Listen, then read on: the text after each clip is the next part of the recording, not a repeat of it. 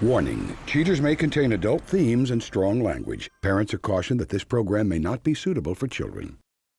Coming up on this episode of Cheaters. They went to a golf course that's just over on the other side of that road. You my cousin? Yeah! I give you a job? No, hell no! From Cheaters surveillance cameras, you are about to view actual true stories filmed live, documenting the pain of a spouse or lover caused by infidelity. This program is both dedicated to the faithful and presented to the false-hearted to encourage their renewal of temperance and virtue. We were supposed to be together forever. I know there's something shady going on with him. Where they at? They're making out in the parking lot. Let's go. She always told me she likes surprises. Let's see how she likes this one. He's right here at the bench, right here at the bench. Get your ass up out of there! Hey, please. Buster! Yeah, bitch, I'm gonna handcuff you. Ladies. Get out of my face! Oh my God! You are a cheater. Now you're a comedian. That's what you deserve. That's what you deserve. Real reality television as brought to you by Cheaters Detective Agency's Private Eyes on Cheaters. As the patriarch of his family, Brian Noble is no stranger to sacrifice. With 2 children and a fledgling business, the love and support of his wife was his sanctuary. That safe harbor, however, is washed away into suspicion and deceit. Afraid to trust those close to him, Brian relies on a proven resource. I'm Joey Greco, and this is Cheaters. You know, it was right after she had our second son that, you know, she began to get distant. You know, not as into the whole family scene. So she's been real protective of her phone. And because she'd be getting texts, you know, kind of odd hours at night, 8, 9, 10 o'clock at night, you know, and that's just kind of out of the ordinary. It's like she's coming home a little later, working on days off sometimes, you know, 6 days a week instead of 5. She's kind of distanced herself from her responsibilities, as I would say, you know, or she would say. We both have our responsibilities with raising these children. So yeah, you know, I've tried, you know, taking her out to eat, and I've tried with the flowers, the, you know, card here and there, the back rub. Hey, I'd come home late and got your bath drawn. You know, I love my wife. And this destroys me to think for 1 second that maybe she doesn't love me. I can never cheat on you. I love you. But then the kids, you know, she's just thinking about herself. And what she's doing in her selfish actions is just destroying this entire family. She's not thinking about her kids. She's not thinking about me. If you suspect infidelity in your relationship, Cheaters Detective Agency may be able to provide you assistance. Exercise your right to be informed. Investigative charges may apply.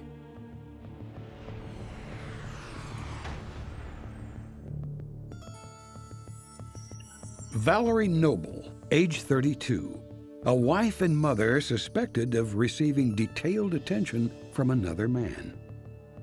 Investigation Day 3. After getting their orders, Cheaters PIs set up a perimeter around the suspect's place of business.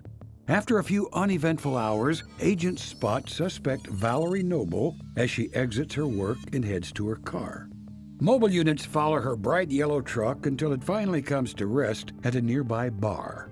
Ground units position themselves at a table inside and catch sight of the suspect enjoying a beer with an unknown male companion. The intimate mannerisms of the two don't bode well for Brian's hope of fidelity. The two leave after an hour or so and walk arm in arm back to Valerie's truck. The suspect's companion opens the door for her, and once she's settled inside, leans close in for a face-to-face conversation. The two remain locked in position for quite some time before finally prying away from one another and departing for the remainder of the night. Investigation Day 7. With Brian working late and the kids at their grandmother's, agents keep tabs on Valerie by setting up a perimeter outside the family's apartment. a truck appears, and out of the cab emerges the same man from previous surveillance. After running the license plate, detectives are informed the vehicle is registered to one Dale Noble. A background check reveals that Dale has recently been released from incarceration and is Brian's cousin. Valerie and Dale exit the Noble home and make their way to a miniature golf course. Valerie and her cousin-in-law play through the course, occasionally stopping for a kiss and an embrace with one another. After the frivolity of the final hole, the two return to the client and suspect's apartment. Just after midnight, agents watch Brian's cousin exiting the apartment just before Brian's imminent return. Investigation Day 10. As detectives stay vigilant, hoping to close the case, they watch as Brian returns home with a small bag of groceries. He enters, and it's not long after that Valerie emerges, apparently quite angry and ready to leave. Brian follows, carrying their youngest child, and tries to persuade her to stay, but to no avail. Valerie gets into the truck and peels away. Mobile units track the suspect until she arrives at another apartment complex. She parks and enters a neighboring unit. Agents begin working to identify the apartment's occupant when they spot Valerie and Dale exiting. They jump into the suspect's truck and drive to a nearby park. The two talk for quite some time before their romantic interlude is interrupted by this recorded phone call from Brian to Dale. Hey, what's up, bro? Not much, man. Me and Valerie just got into an argument because, I'm just trying to talk to her, make sense of what's going on. Things have changed. It seems to me like the way everything's going, brother, like she's having an affair on her. Anyway, things aren't very good here at the house. I just need someone to talk to, man. Is it cool if I come over for a little bit? Oh, yeah, you can come over. We can have some beers, man. But you know better than this. You know Val loves you, and she wouldn't do something like this to you. I know y'all are a good couple, man. I'll see you in a few, bro. All right, I'm on my way, man. Watching Dale welcome Brian with open arms leads detectives to close the case and return to headquarters so they can compile the evidence for Brian's review. Coming up, the confrontation.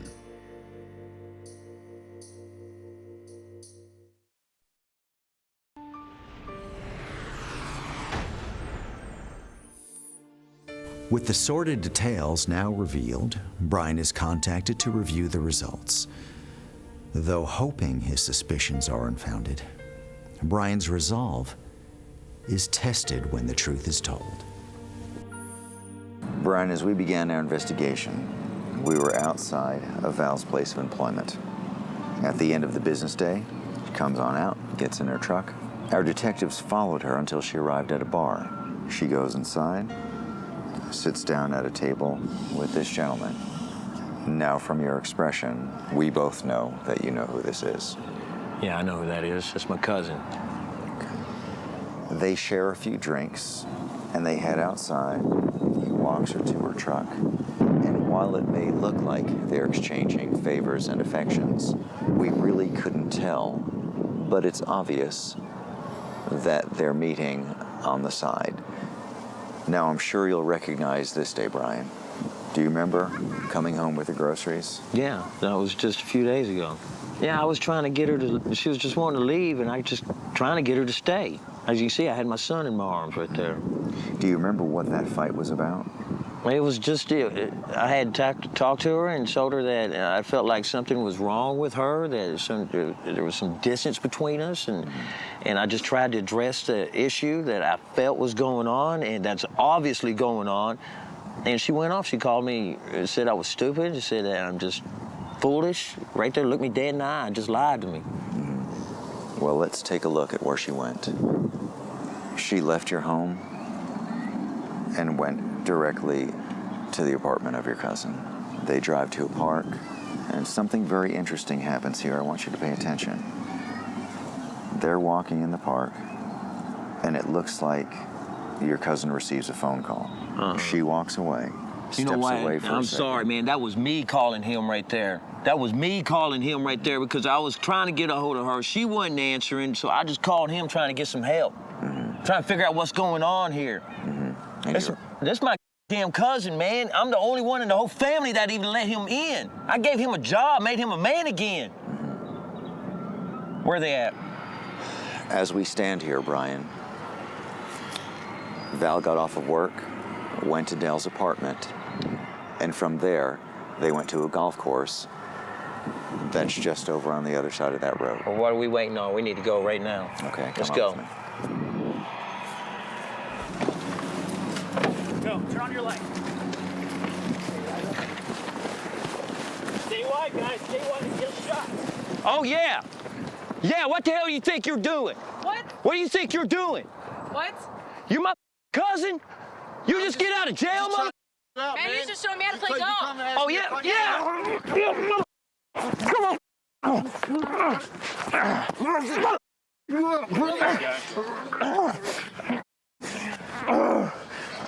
Kill you, dude. Mother.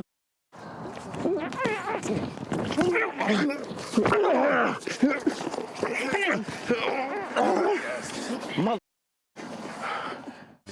Coming up, the conclusion.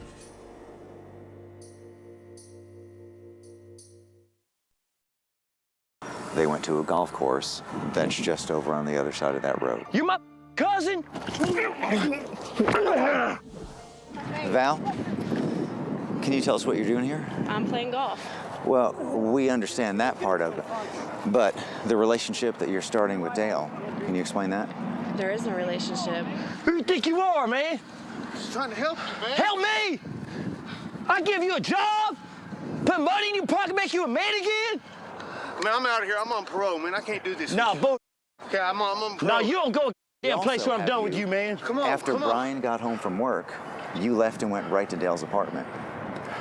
That night that Dale called, you don't remember that either? You don't remember? Okay. Come Then on. why is Dale worried about it? What do you mean, come on?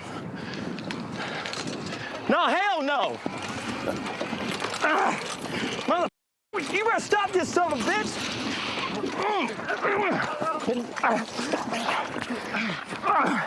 So what you got? That's what you got? Why you gonna do this? Look at this. These look familiar to you? Were you thinking about these kids? Wipe that smile off your face. Brian, Why are you gonna do this to me? I need some excitement in my life. All you ever do is go to work and come home and sit on your ass. Dale, can you explain anything?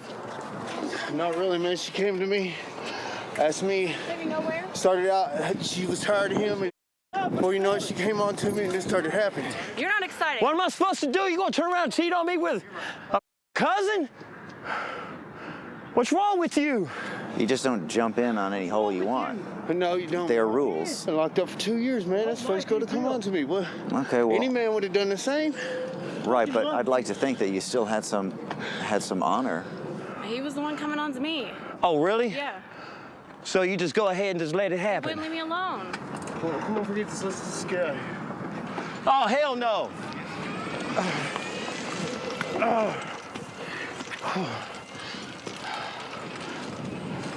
Hell no, where you going? Say, man.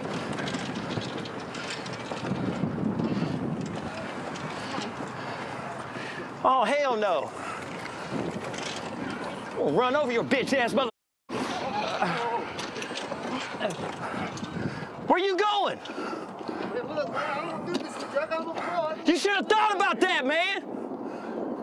Need to handle her. Hey, let's get that golf cart away from the green, please. You need to get home. You need to pack your stuff up. We're done. You just need to get home and pack your stuff up. You understand me? You want excitement? Or you got your excitement? Don't leave me, Brian. Don't leave you? No, don't take the kid. How am I supposed to trust you? Look at my heart, and what about our kids? Your selfish little act has done nothing more but break this family up. You get the excitement you're looking I'm tired for? of these cameras being in my face. Well, I'm not kidding, Valerie. Don't touch me. Your ass is gonna get to the house, you're gonna get all your clothes, you're gonna get the hell out. We're done. All right, he needs to get off the green. Oh, yeah! Break it up, guys. Oh, you wanna come back on me like that? Come on then, man. Come on.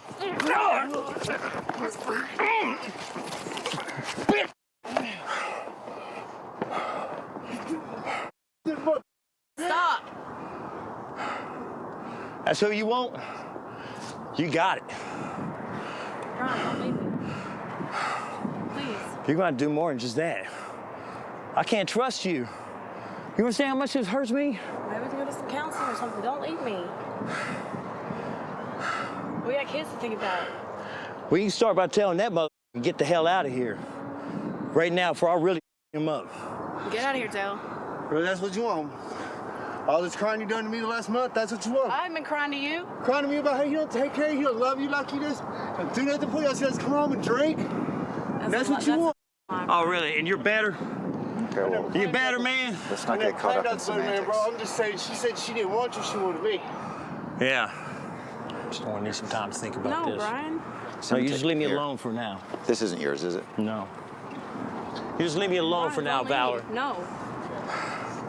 I just need time to think about this. Please, Brian. You should have thought about that before you cheated on me. You've been leave me alone. We can work past this, can't we?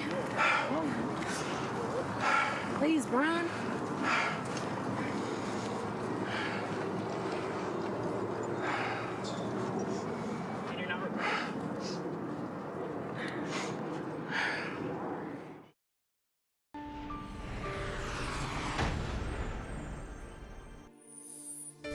Following the confrontation, Brian's rage and resentment makes it difficult to regain his footing. At the end of the show, we'll relay his resilience.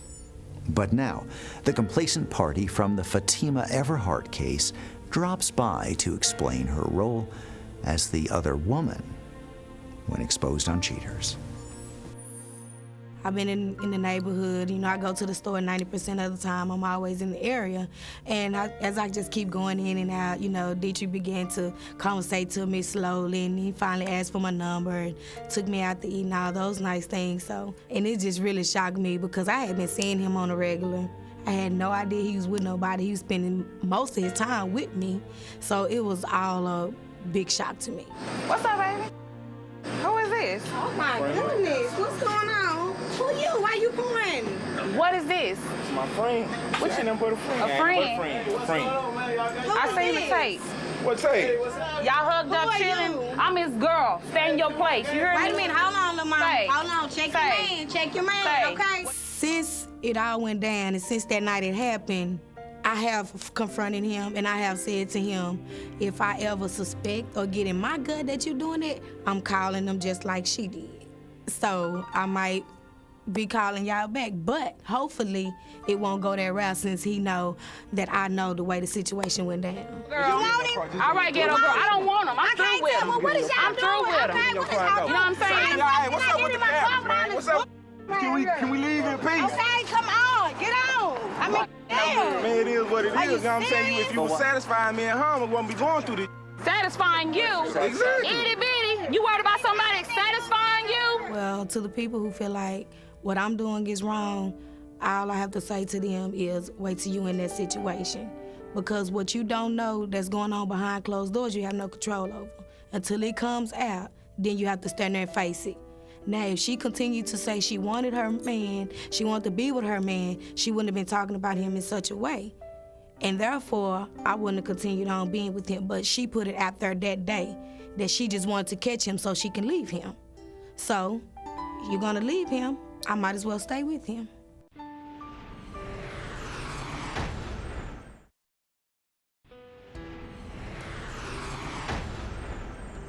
Since the confrontation, Brian Noble has taken a hard look at his relationship with his wife. He says, I was being a good provider and a good dad. I wasn't the best husband. And Lord knows she wasn't being a very good wife. Brian remains optimistic regarding his marriage's future, but reminds his cousin Dale that he has his coming.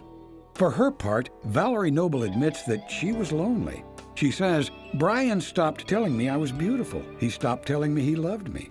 I'm sorry for what I did, but I'm really glad that this is now out in the open. In his defense, Dale is adamant that Valerie came on to him, and he never would have betrayed his cousin. Through Cheater's sponsored counseling, Brian and Valerie Noble have begun to rebuild their marriage.